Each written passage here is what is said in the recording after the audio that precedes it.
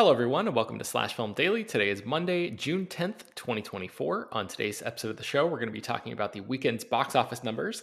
My name is Ben Pearson. I'm an editor at slashfilm.com, and I'm joined on today's episode by Slash Film staff writer and box office analyst Ryan Scott. Hey, everyone. How's it going?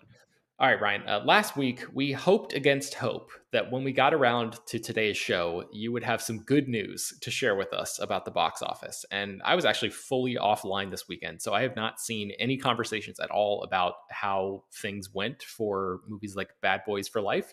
Wait, is that the name of it? Bad Boys Ride or Die. Sorry, Ride or Die. So now that we're here, I'm very curious if you actually do have some good news for us or not.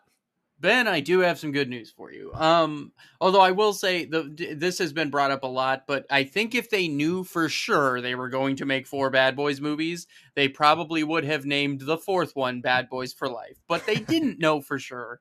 But in any event, yeah. So Bad Boys Ride or Die, the sequel to 2020's Bad Boys for Life, entered theaters, and it did just a little bit better than tracking had suggested. So this is one of those like unsexy good results. So it made looks like the numbers has updated official numbers here. So yeah, so $56.5 million domestically, which is great. It was tracking for around 50, give or take. Bad Boys for Life opened to 62 in January 2020. So you have almost identical audience retention here, save for a handful of $1 million, which I could chalk that up personally to the fact that Bad Boys for Life opened in January, whereas Bad Boys Ride or Die is opening in summer, where there's always a little bit more competition in some ways, whereas January is like a complete wasteland.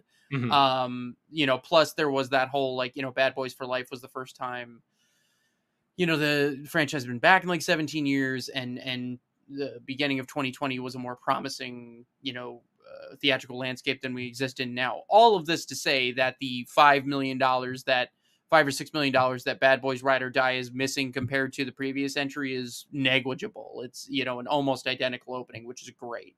So the audience retention there is really good. It also took in $48.6 million internationally. So it essentially opened to $105 million worldwide, which is great. It had a $100 million budget. So, matching your budget on opening weekend is great. This could easily get to 300 million or more by the end of its run, which would pretty much put it in profits for Sony. And I mean, a cinema score, 97% audience rating on Rotten Tomatoes. The critics were a little bit more mixed, but I mean, the audience is what matters here. It's generally been positive. So, I mean, this to me it's great. It's like on an individual basis, this is great. That there's more to be said, certainly on the bigger picture, but, as an individual movie, fantastic.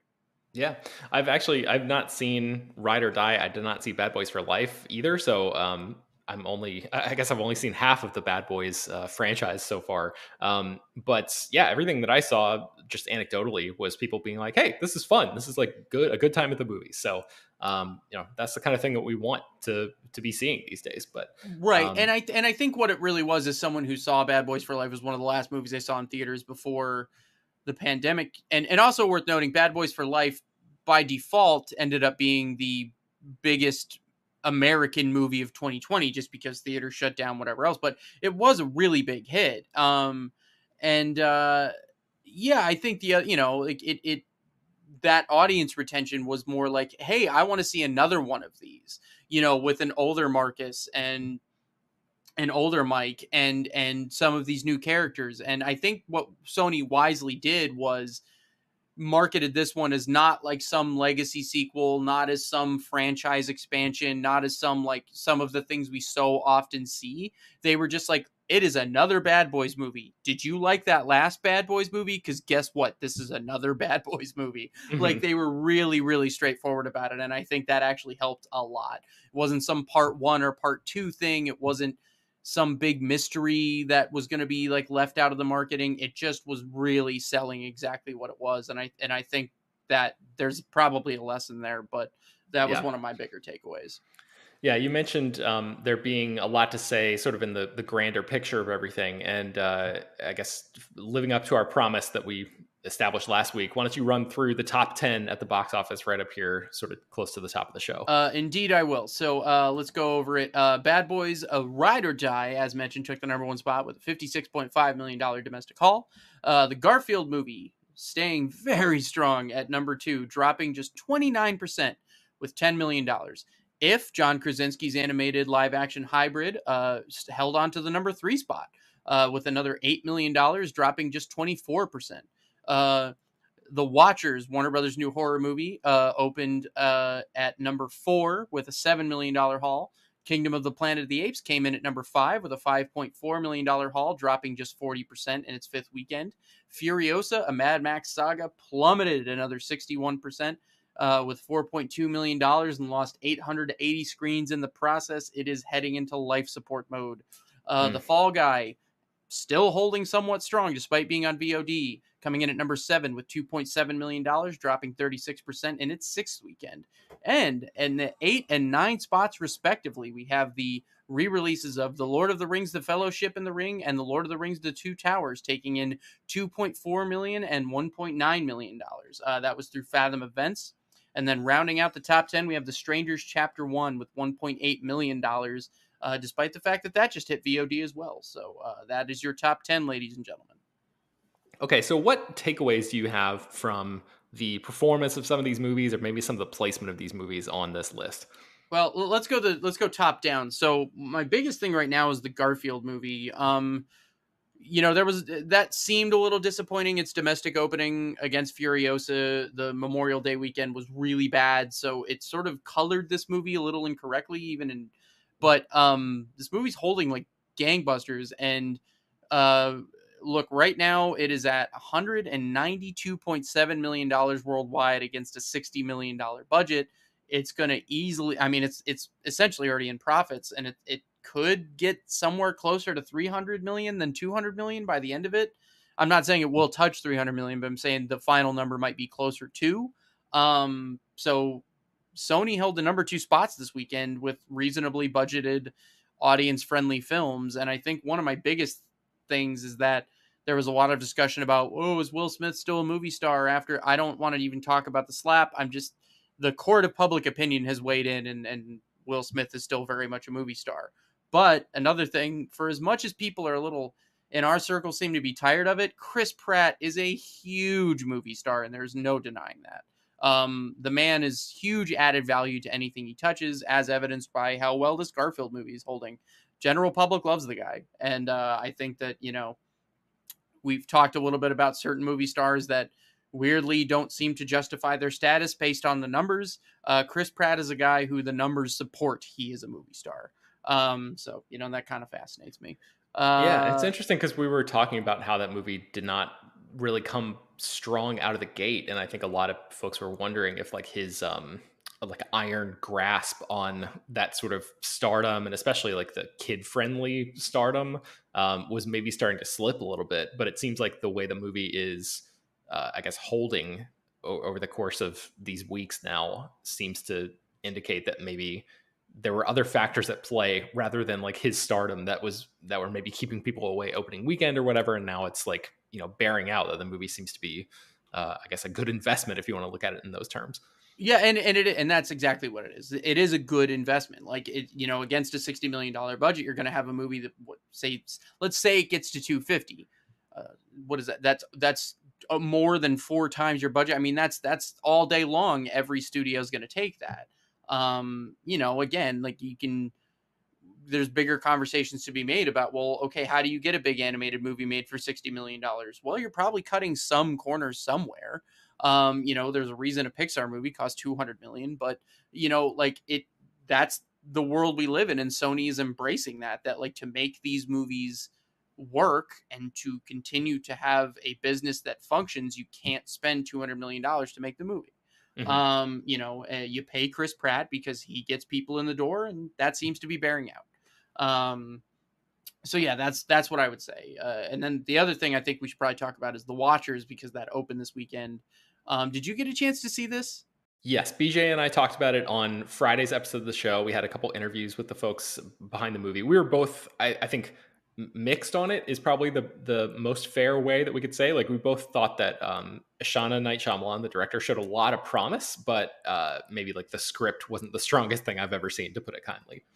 Sure. Yeah. So what we're seeing here is that I haven't got a chance to see it yet, but so $7 million opening is pretty weak for this. It's yet another example of like a big horror movie kind of not meeting expectations. But again, it's got like a C- cinema score. It's like 20 something percent on Rotten Tomato. It's not like an embraced movie. And I think what we see, what we're seeing is just this year, just like the continued sort of like, I think the industry had sort of hoped like, okay, we'll get these breakout horror hits, and we just haven't come close to having one of those this year. But at the same time, if you look at all of the American horror movies that have come out, like they're either mixed reviews, average reviews. Like you don't have a Smile, a Megan, or a Black Phone, partially because you don't have a Smile, a Megan, or a Black Phone. Like all of those, like really were embraced both critically and by audiences, and just everything. It seems to me, I think the evidence is mounting that it's more of a slate issue this year than it is like horror is dying.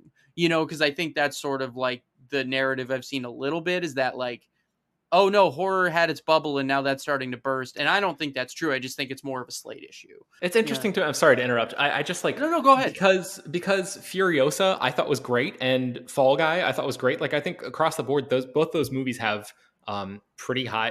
They're like well respected, critically liked, whatever. Like movies that that are not garbage, cash in kind of things for whatever their franchises, right? Sure. So I wonder though, like if there is something that seems like a larger conversation for us to have maybe at some point about like the because the quality is there for those movies and people aren't showing up in the way that we would hope. So Yes. like maybe that that same thing applies to, like, I understand what you're saying, that like these movies are not great and like the horror movies are not great and don't have that same level of support. But I wonder if like there's just I don't know if there's something else contributing to why people aren't showing up. Like I'm not sure that the quality matters in the same way across the board that it might have used to, like word of mouth and stuff like that. Because, like I said, some of these other movies are pretty good and they're not performing financially. Yeah, I think the slight difference there is that horror has always kind of been its own thing. In that like the rules that apply to other things don't necessarily apply to horror. Like horror can be shockingly resilient in the face of terrible reviews. Like, the only real outright flop, even even taking into account that we haven't had a Smile, or one of those big breakouts like an Evil Dead Rise or whatever, like anything. Night Swim, very mixed reviews, still got to 54 million worldwide.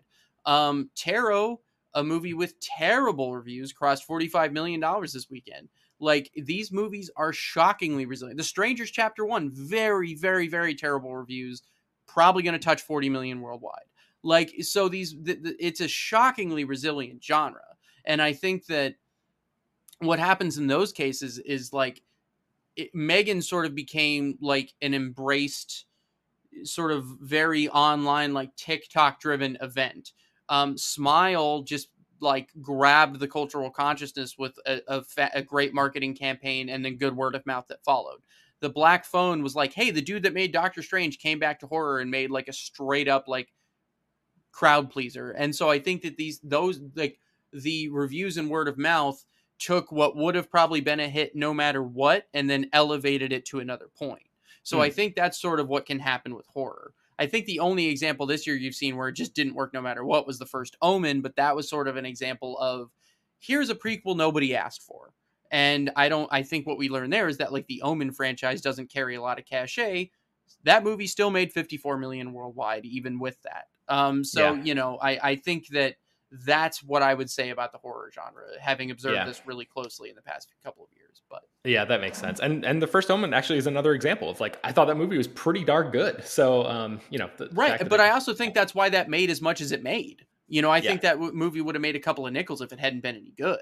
right. But I think because that was originally greenlit with a direct to Hulu thing in mind, the fact that it made 54 worldwide, that probably boosted its profile a lot for VOD and Hulu and stuff. So I would still wager that might end up being a net positive, but that goes back to my argument that, streaming, direct to streaming movies make almost no sense, because you're going to end up, Disney's going to get what, 27 million back from those ticket sales, probably something like that. That almost entirely covers the budget for that movie. Then all of the streaming and everything else, that's gravy. Whereas if you would just put it direct to Hulu, you get none of that money back. Right. So it's like, I don't know. To me, that still makes more sense. But okay, let's take a quick break and then we'll be right back. All right, any other stories from the box office that you thought were worth pointing out, Ryan? Well, I think it's well worth pointing out that 2 Lord of the Rings movies made it back into the top 10 this weekend. It wasn't a significant anniversary for either movie. It wasn't. It's just that, hey, Lord of the Rings, you guys like this, right? How about you want them in theater? You want the extended editions in theaters again for a couple of days? Here you go. And now Warner Brothers is $4 million richer. Like, what do it's like these movies, and also they were only on like 1,500 screens, so the per theater average is pretty decent for a re-release like this, and especially for movies that are almost 4 hours long in those extended editions, that's pretty good. Mm-hmm. So I think that like the strength of those movies is more than 20 years later still pervasive, and for as much as you can look at it as like a bitter cash grab, I completely see why Warner Brothers is making more Lord of the Rings movies, like, because that is a franchise that people still do want to see more from. It seems, for as much as people don't like the Hobbit movies, that trilogy made almost $3 billion. So the evidence is there that is one people do want to see more from. So yeah, I think that's my only thing, is that I think that Hunt for Gollum movie and the animated War of the Rohirrim, I think their stock just went up a little bit in my mind because those re-releases managed to pull in what they did. Okay, so a guy named Wes from Dallas-Fort Worth wrote in an email to us, and I was going to save this for another episode because it's a long email and there are a lot of good points in here that I think would lead to good discussions. I'm going to save most of it, but I did want to highlight one part of Wes's email because it goes to what you're just talking about with this Lord of the Rings thing. So Wes is talking in this email about like, what could theaters do? What kind of changes will we make if we could to try to fix the theatrical film going industry right now? And Wes offered a suggestion of his own. He says, one option I would like to see is a studio agreement with theaters where I could rent out a theater for a private or party viewing while being able to select a past movie to watch from the studio's catalog, like a Netflix for movie theaters for special occasions, or if friends want to split the bill and pitch in. It's extra money that a studio wouldn't normally see, and it would be huge revenue for the theater if they require a minimum dollar amount of concessions or a food purchase or something like that. And then he says, potentially you could like let the customer bring their own thumb drive or like file, basically, if they wanted to do it that way. That opens up a little bit more of a sort of that gets Pandora's really box tricky. that we don't want to get into. But the basic idea that he put forward there is kind of like what you're talking about with this Lord of the Rings thing, right? Like the idea of taking an existing movie that's in a studio's catalog and just throwing it out into theaters for a little while.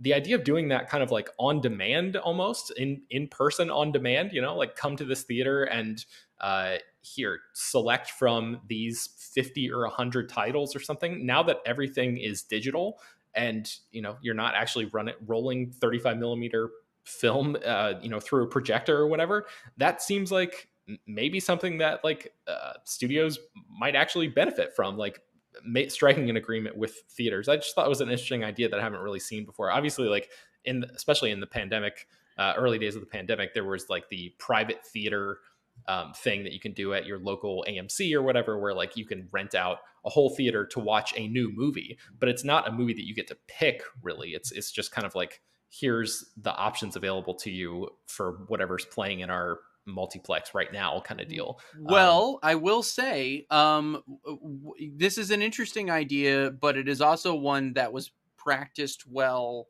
The industry was still getting back on its feet in like 2021. So I say this because but my first experience back to theaters after the pandemic was me and a few of my friends who had gotten like our first dose of our vaccine, but not like our second. we really wanted to see Godzilla versus Kong in the theater, so we rented out a Cinemark just with like the 10 of us we trusted, an entire theater, and it was like $150 plus tax or whatever, because theaters were just trying to get money at the time. And we did that. It was awesome. It was a truly wonderful experience. We're like, hell yeah. So a bunch of us were like, hey, that was fun. Can we do that again? And they what they Cinemark had at the time was you could pick like a classic movie. They had a selection of them, and you could rent out a theater, and the classics were cheaper. So we paid like $100 to go watch Clue in a theater, just with us. Like, we Oh, rented it out. okay. I didn't And know that was a thing. and it was awesome. It was absolutely fucking awesome. And so this was kind of a thing. Now I think that price wouldn't necessarily make sense all the time. Relative to what a theater kind of has to make to even keep the lights on. Because if you're saying, it's $100 for a 2-hour block or whatever, like that's not a lot of money. But Mhm. if those people are buying concessions like this person suggested, whatever, like, the problem I've seen now is that theaters still do rentals, but the prices have gone through the roof again because, like things are somewhat back to normal. But I do think this would be an avenue well worth exploring. The drive-in I worked at out here in Austin, shout out to the Blue Starlight Drive-In. Please, if you live in Austin, go check it out. But Josh, the owner, did that as well, where he had these small private drive-in screens that you could rent and kind of pick from a selection of movies. And that did really well. Like there was one of the experiments he ran was literally like a single car screen where like you could do like this private date night basically at like, and he had this projector set up and like you could pick your movie, and that was almost always sold out, like and it came with like popcorn stuff, whatever. But yeah, I think that's certainly worth exploring, but it's just a matter of like you've got to get the theaters and the studios on board to agree on like pricing, what movies can't, whatever. I Mhm. think it would certainly be worth it if both sides could come together and figure that out, because if you program well enough, these theaters aren't super sold during the week all the time, and even at certain points on weekends. So if you Right. just reserved a screen or two in these bigger multiplexes for that reason, I think it could work. And I think it's just a concession seller, if nothing else. But yeah, I personally think that's a great idea, but I don't know why it hasn't. And I got to assume there must be a reason. Like there must be a reason that this can't happen. And I just assume it comes down to money, as it always does.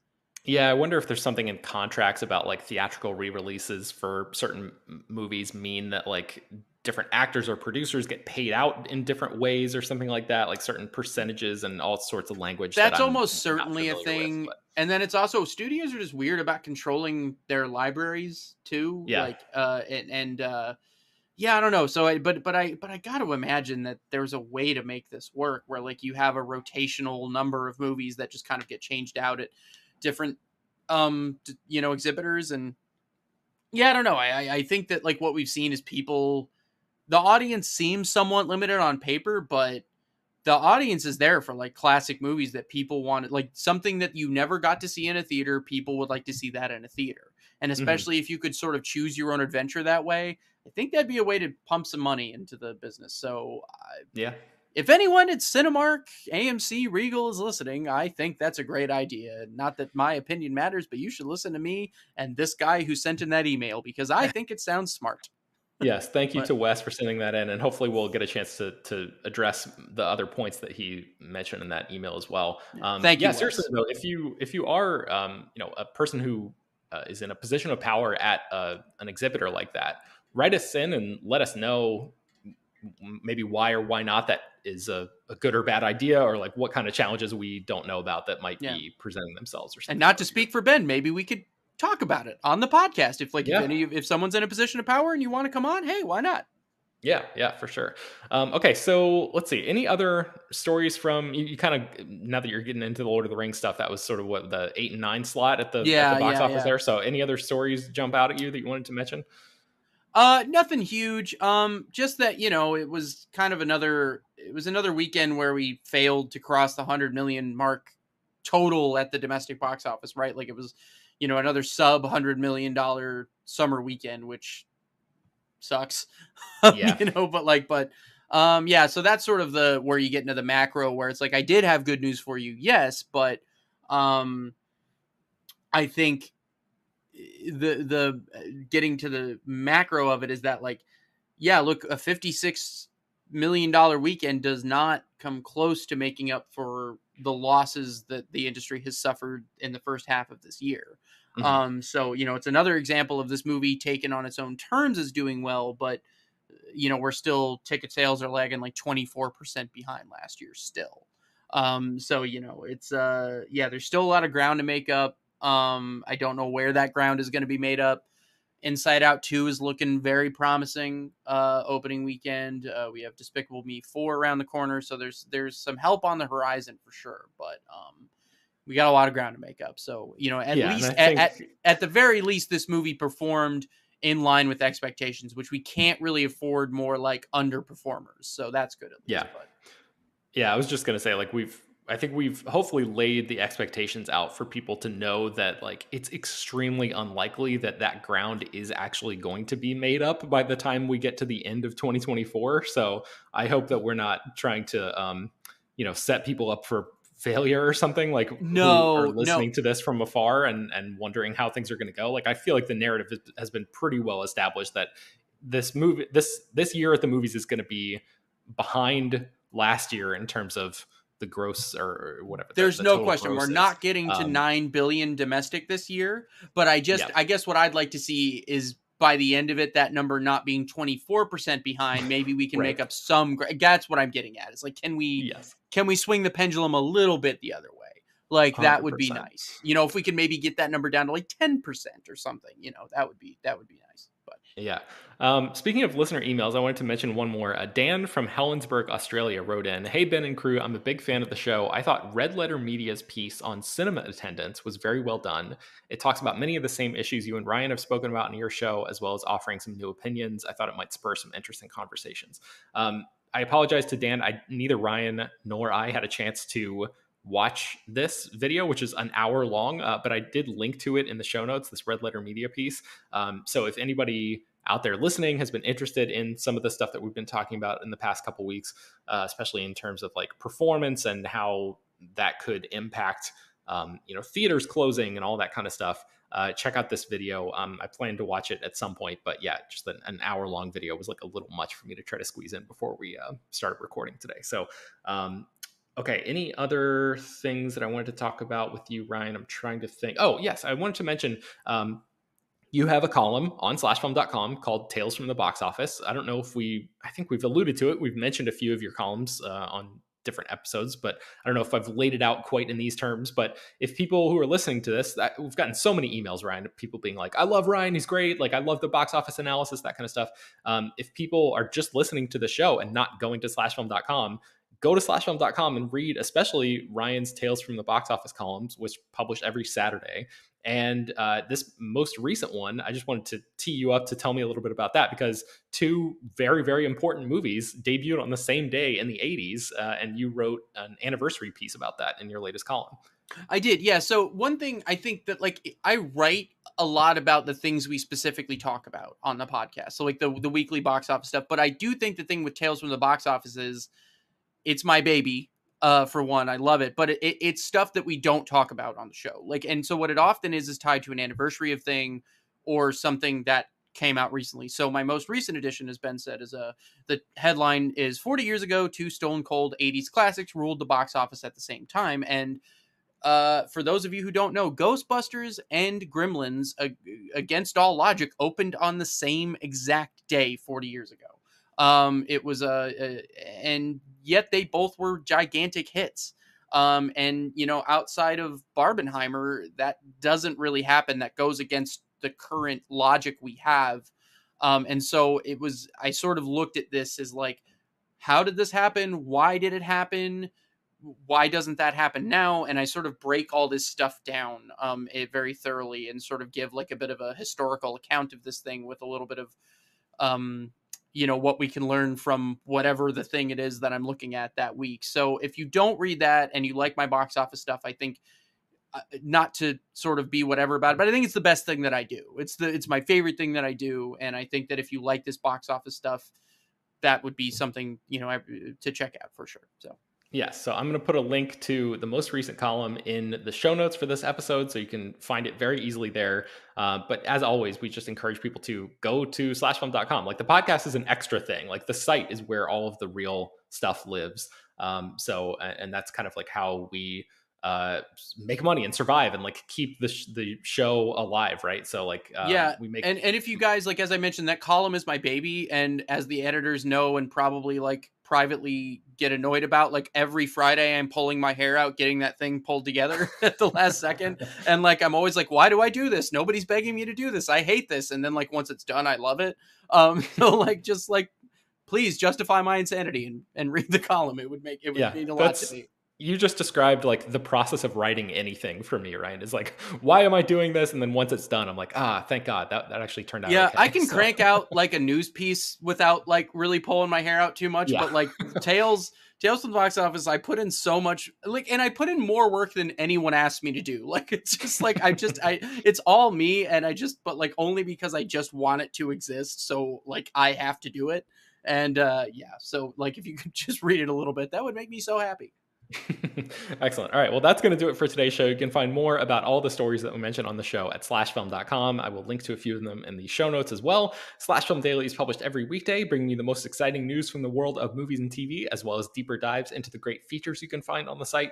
You can subscribe to the show on Apple, Overcast, Spotify, wherever you get your podcasts. Send your feedback, questions, comments, concerns, and mailbag topics to us at bpearson@slashfilm.com. Make sure to leave your name and general geographic location in case we mention your email on the air. Don't forget to take a minute to rate and review the show on Apple Podcasts or Spotify. That really does help us out a lot. Tell your friends about the show any way you can.